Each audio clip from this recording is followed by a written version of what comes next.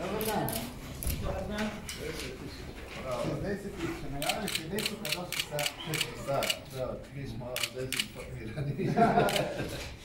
Prikupilo se još u međuvremenu. I evo još smo sad u međuvremenu došli da iz Virovičice veterinar Dražen Majić skupio još 3 tisuće, znači... Što ćemo onda pričekati, pa...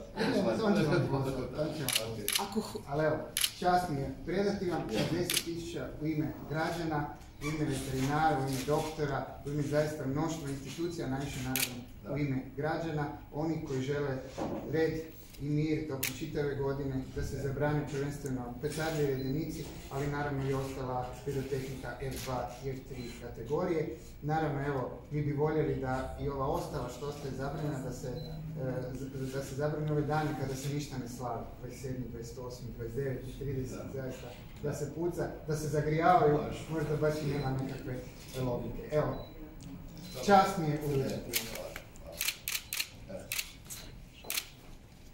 Ako hoćete, evo odmah.